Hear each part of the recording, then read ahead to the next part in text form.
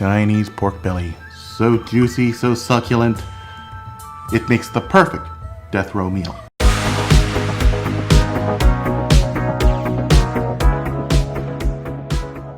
Have yourself some pork belly. Specifically, the type with the pork skin still on. Now before we begin, make sure there are no stray hairs left on the skin. But if you do come across any, just lightly braise it with a blowtorch and scrape off any excess hair. Luscious pork and open flame. This recipe has it all.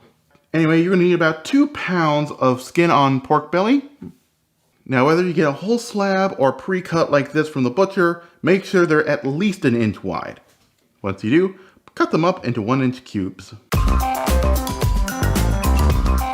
Okay, alright, once they're cut, place them in a bowl full of water. Alright, next up, take this to the stove top and boil it for 10 minutes. After 10 minutes, remove any scum that floats to the top. Ugh, boy, I hate scum. We are boiling our pork for 2 reasons.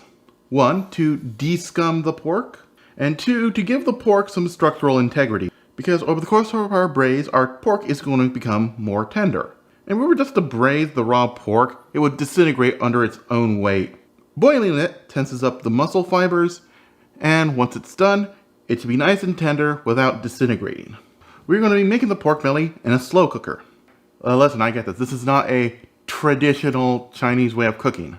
I just like this because it gives me good results, and cooking it over stovetop is just a bit too much for me. Anyway, line the bottom of our slow cooker with green onions. You might want to remove the rubber band first. That's very helpful. Next, take 2 ounces of ginger and just give it a nice chop. Actually, go with 1 ounce. The ginger's going to overpower everything if you do. Next, take 2 cloves of garlic and smash them. This is what I like about this recipe. You don't have to peel stuff. Now take our pork and put them in skin side down. Okay, now for our liquids. Add 2 cups of our boiled pork water. And in a separate measuring cup, add 2 cups of Shaoxing cooking wine. This is going to tame any funky flavor our pork has, and you can find this at Chinese supermarkets. If you can't find any, don't worry, I'll leave a link to this in the description. Follow that up with 2 tablespoons of soy sauce and 3 tablespoons of dark soy sauce. And yes, there is a big difference between dark soy sauce and regular soy sauce. Compared to regular soy sauce, dark soy sauce has a bolder umami flavor. Just like the cooking wine, you can pick this up at Chinese grocery stores. If not, I'll leave a link to this in the description.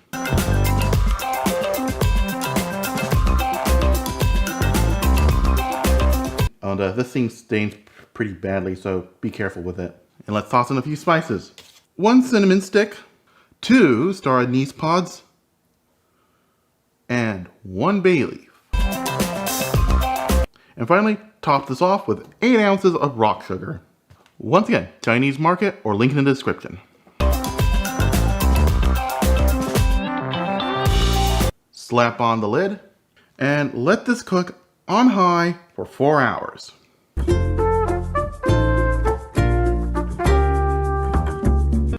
Okay, it's been 4 hours and our pork should be done cooking, but it's not ready to eat. We're going to make a sauce out of the braising liquid.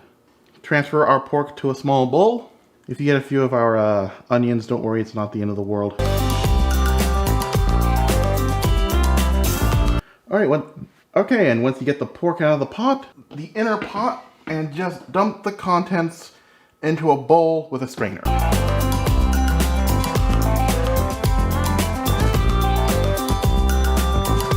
Alright, put the pork back into the bowl. Make sure you squeeze every bit of juice out that you can. Then pour the liquid into a gravy separator. Better clean that up. Give it a moment for the liquid and the fat to fully separate. Okay, once it's fully separated, pour the contents into a stock pot. Some fat's gonna get in there, not the end of the world. and reduce this over medium-high heat.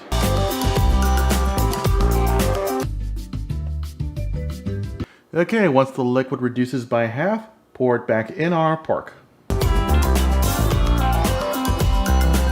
And give everything a good toss. Serve it up in the bowl and dig right in. And if you think I'm being disingenuous towards Chinese culture, why don't you ask my Chinese friend, Pokeman, or Space Boys 3. This has been Chase Cutting Kitchen. I'm CRJ, making cooking fun and meaning it this